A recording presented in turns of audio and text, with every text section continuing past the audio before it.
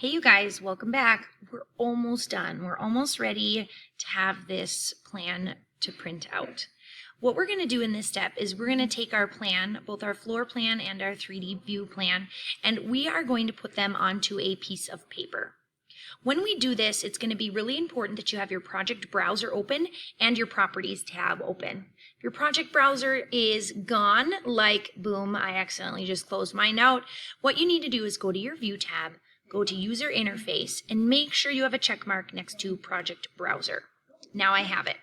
Next thing I want to do is I want to scroll to the bottom, because you're probably at the top by view and floor plan and ceiling plans. Scroll to the bottom and find Sheets All. Now I want you to right click on Sheets All and click on New.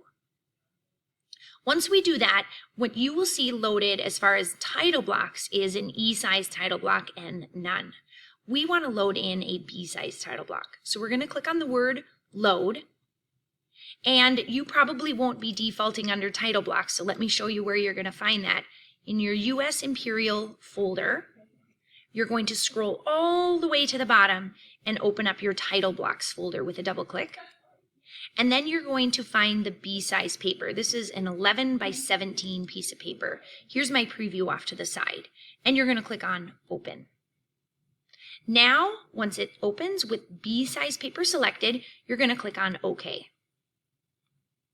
Now that my B-size paper is opened, I need to get my floor plan in here and I need to get my 3D view plan in here.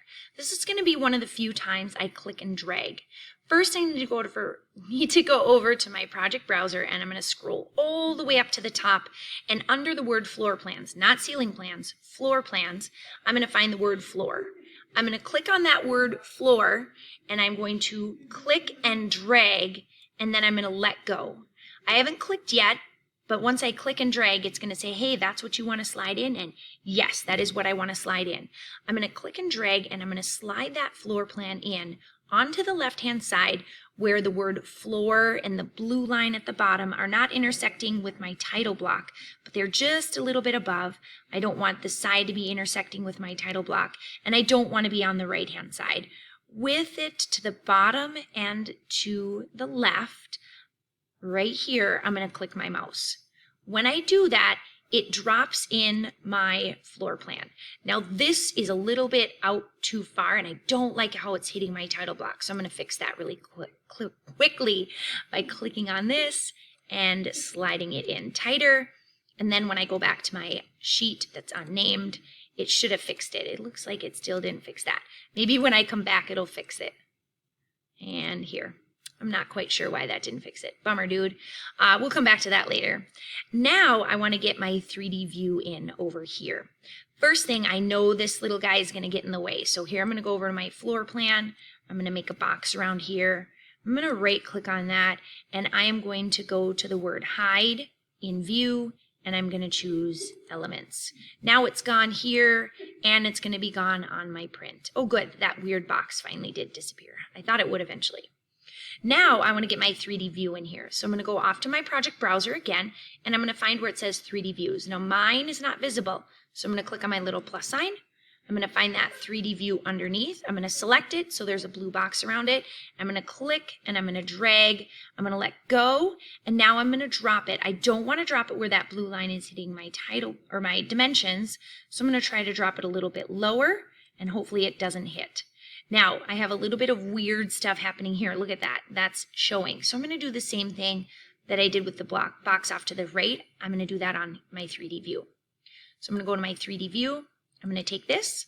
I'm going to do a right click, and I'm going to hide element in view. And I'm going to do the same thing here. Right click, hide in view, element.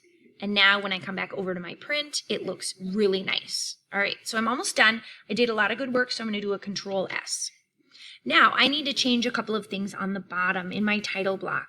I want to change the owner of this because nothing is the owner right now, and I want to change the project name. So I'm going to go over here, and I'm going to double click, and I'm going to put in my name. Don't put in my name here. You got to put in your name here. I'm going to put in, and then under my project name, I'm going to call this Shed Edit, because that's the name of this project. We can do some more naming over here. If we scroll in and put our cursor over here, we can put in some more name. We can name a project. We can do a date.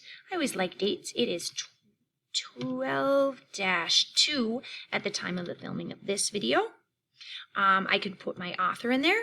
Typically, when you have something who checked it, that's typically going to be your teacher. So you could put in your teacher. And if you have a project number, that's great. This is actually project number 1 for us because we haven't done anything else. Notice my scale is also down here, and this is unnamed. I can name that if I want. I am going to say floor plan and 3D view. Hopefully it's going to fit. Perfect. Now I'm going to come up to my little sidebar for viewing, and I'm going to hit that button. I just did a lot more work again, so I'm going to do a quick Control-S to save my work. We're not going to screenshot this just yet. This is going to be your summative work, but we have one more big step, and I'm going to have that in a separate video.